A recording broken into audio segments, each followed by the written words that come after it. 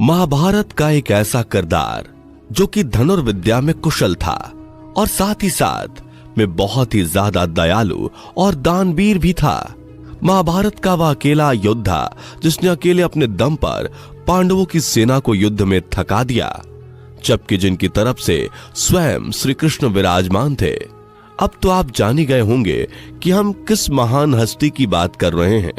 जी हां, हम बात कर रहे हैं महाभारत के महारथी कर्ण की, जो धनुर्विद्या में बहुत ही ज्यादा कुशल थे और उन्हें एक महान धनुर्धर एवं एक महान दानवीर राजा के नाम से भी जाना जाता था। कर्ण महाभारत का एक ऐसा पात्र था जो कि सूर्य देव एवं माता कुंती का पुत्र था। आपको यह तो मालूम ही होगा कि कर्ण द्वारा द्रौपदी को कहे गए शब्द ही महाभारत का कारण बने थे। अगर वह महाभारत रोकना चाहता तो महाभारत को शुरू होने से पहले ही खत्म कर सकता था, लेकिन उसने ऐसा नहीं किया। लेकिन इसका मतलब यह नहीं कि वह एक बुरा इंसान था। कर्ण महाभारत का एक ऐसा पात्र था जिसने बचपन से ही अपने आप को कठिन परिस्थितियों और चुनौतियों में डाला था और हमेशा विपरीत परिस्थितियों में भी दूसरों को अपना प्रमाण दिया था। वह महाभारत का एक ऐसा पात्र था जिससे हम बहुत कुछ सीख सकते हैं। तो आज के इस वीडियो में हमारा यही टॉपिक होने वाला है। आज के इस वीडियो में हम और आप दानवीर कर्ण के जीवन से कुछ ऐसी बातें सीखेंगे जिसे अगर आप अपने जीवन में उतार लेते हैं तो आप भी कर्ण जैसे एक महान व्यक्ति बन सकते हैं। यहाँ तक कि आज के इस वीडियो में हम आपको कर्ण के गलतियों से भी कुछ सीखने वाली बातें बताने वाले हैं कि ऐसी कौन सी गलतियां हैं जो आपको अपने जीवन में नहीं करनी चाहिए। तो चलिए आज का यह इंटरेस्टिंग वीडियो स्टार्ट करते हैं। लेकिन इससे पहले अगर आप हमारे चैनल पर नए हैं तो हमारे चैनल को सब्सक्राइब कर दें।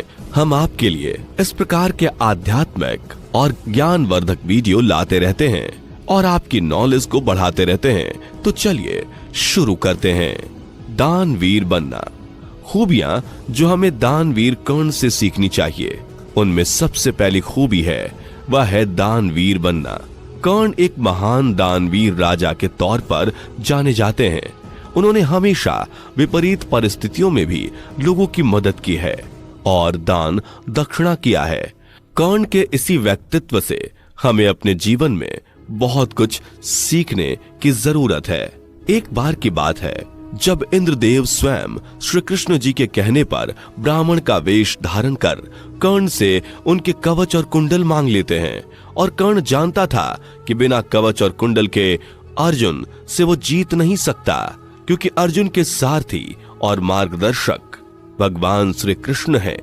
लेकिन उसने फिर भी अपने जीवन के बारे में ना सोचकर अपने धर्म परायणता के कारण तुरंत ही अपने कवच और कुंडल अपने शरीर से निकालकर इंद्रदेव को दान कर दिया।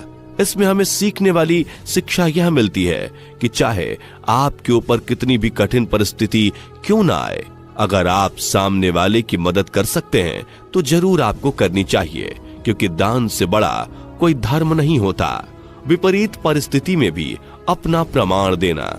युद्ध के दौरान जब कर्ण अपनी आखिरी सांसें ले रहा था तब श्री कृष्ण ने भी उसकी परीक्षा ली थी और अपनी आखिरी सांस लेते हुए कर्ण ने अपने बारे में नहीं बल्कि दूसरों के बारे में सोचा और तुरंत ही अपने सोने का दांत तोड़कर श्री कृष्ण को दान दे दिया, जिससे श्री कृष्ण जी बहुत ज्यादा प्रसन्न हुए और कर्ण को 3 वरदान दिए। उन वरदानों में भी कर्ण ने अपने लिए कुछ नहीं मांगा, बल्कि वरदान भी उसने अपने वर्ग के लोगों के लिए ही वरदान मांगा था, जिससे पता चलता है कि कर्ण एक बहुत ही बड़ा दानवीर राजा है। इस घटना से कर्ण से सीखने वाली शिक्षा यह मिलती है कि हमेशा कर्ण की तरह आपको भी अपने आखिरी समय तक, चाहे आपकी स्थिति कैसी भी हो, अपने कर्तव्य को त्यागना नहीं चाहिए। दोस्ती निभाना। कर्ण एक ऐसे व्यक्ति थे जो सभी कार्यों में कुशल थे। वह 6 पांडवों में सबसे बड़े थे और वह यह जानते थे कि पांडव की ओर से श्री कृष्ण जी के रहते हुए मैं ये युद्ध जीत नहीं सकता। वह यह पहले से ही जानते थे कि युद्ध में मेरी हार निश्चित है, लेकिन फिर भी वह दुर्योधन को यह विश्वास दिलाता रहा कि जीत हमारी ही होगी और अपनी मित्रता को निभाते हुए अपने मित्र को धोखा नहीं दिया, क्योंकि युद्ध के दौरान जब उन्हें पता चला कि वह माता कुंती का पुत्र है और वह पांडवों के ही भाई हैं, फिर भी वो दुर्योधन को धोखा नहीं देते हैं और दुर्योधन की ओर से पांडवों के खिलाफ लड़ते रहे, ये जानते हुए कि सामने उनके स्वयं के भाई हैं। लेकिन उन्होंने भाइयों को नहीं बल्कि अपनी मित्रता को ज्यादा महत्व दिया और दुर्योधन सहित पूरी कौरव सेना को यह जानते हुए कि वह युद्ध नहीं जीत सकते, फिर भी विश्वास दिलाते रहे कि जीत हमारी ही होगी। कर्ण के जीवन की इस घटना से हमें बहुत कुछ सीखने की जरूरत है। यह घटना हमें कर्ण से सिखाती है कि अगर आप एक बार किसी से मित्रता करते हैं तो आपको उसे अपने जीवन के आखिरी सांस तक निभाना चाहिए, चाहे परिस्थितियां कितनी भी खराब क्यों ना हो जाएं। आपको अपने मित्र को कभी नहीं छोड़ना चाहिए और इसी का प्रमाण कर्ण ने पूरे महाभारत में शुरू से आखिर तक हमें दिया है। कर्ण की गलती से सीखना। अगर आपने महाभारत पढ़ा है या समझा है तो आपको यह तो मालूम ही होगा कि कर्ण के कहे शब्द ही कहीं ना कहीं जाकर महाभारत का कारण बना। अगर कर्ण चाहते तो महाभारत को शुरू होने से पहले ही टाल सकते थे, लेकिन उनकी यही गलती महाभारत का कारण बना। और कर्ण की ये गलती भी हमें बहुत कुछ सिखा कर जाती है। कर्ण ने अपने जीवन में बहुत से ऐसे कार्य किए जिससे हमें सीखने की जरूरत है। कर्ण के जीवन की हर एक घटना हमें कुछ ना कुछ सिखाती है, लेकिन अपने पूरे जीवन में उसने कई गलतियां भी की हैं जिससे हमें कुछ सीखने की जरूरत है। लेकिन आपको यह गलती अपने जीवन में नहीं करनी है। उनकी गलती यह थी कि अगर वो चाहते तो पूरी सभा के सामने द्रौपदी के चीरहरण को रोक सकते थे, लेकिन उन्होंने ऐसा नहीं किया। उन्होंने ऐसी स्थिति में भी दुर्योधन का साथ देते हुए दुर्योधन के भाई विकर्ण को द्रौपदी का साथ देने से रोका, जिससे कि दुर्योधन ने दुशासन को द्रौपदी के चीरहरण करने का आदेश दिया और यही आखिर में महाभारत का कारण बना, जिससे कि कौरव और पांडवों के बीच झगड़ा हुआ। इस घटना से भी आपको बहुत कुछ सीखने की जरूरत है। यह घटना आपको सिखाती है कि आपके सामने कैसी भी स्थिति क्यों ना आ जाए, आपको हमेशा एक स्त्री का सम्मान करना चाहिए और अपनी जबान को नियंत्रण में रखना चाहिए, क्योंकि एक बार आपके मुंह से कुछ निकल जाता है तो वापस नहीं आ सकता, लेकिन वह एक बड़ा नुकसान बनकर सब कुछ तबाह कर सकता है, जिसका उदाहरण है कर्ण के बोले गए शब्द और महाभारत का होना। गुरु का सम्मान करना। एक और खूबी जो कर्ण में थी वह थी धनुर्विद्या को सीखने की लालसा एवं अपने गुरु का आदर करने का ढंग। कर्ण धनुर्विद्या सीखना चाहते थे और उसमें पूरी तरह से निपुण होना चाहते थे। इसके लिए वो द्रोणाचार्य के पास जाते हैं और उन्हें धनुर्विद्या सिखाने हेतु आग्रह करते हैं, लेकिन द्रोणाचार्य उन्हें यह कहकर मना कर देते हैं कि हम सिर्फ क्षत्रियों को ही धनुर्विद्या सिखाते हैं। इस बात से कर्ण बुरा नहीं मानते, बल्कि वहां उनका आदर करते हुए वहां से चले जाते हैं। लेकिन उन्हें धनुर्विद्या सीखनी ही थी, इसलिए उन्हें पता चलता है कि परशुराम जी के पास धनुर्विद्या सीखा जा सकता है, लेकिन परशुराम जी सिर्फ ब्राह्मणों को ही अपनी शिक्षा देते थे। इसलिए वहां धनुर्विद्या सीखने की लालसा में ब्राह्मण बनने का नाटक करके परशुराम जी के पास कर्ण पहुंचते हैं और धनुर्विद्या की शिक्षा प्राप्त करने लगते हैं। एक दिन की बात है जब कर्ण के गोद में सिर रखकर परशुराम जी सो रहे थे।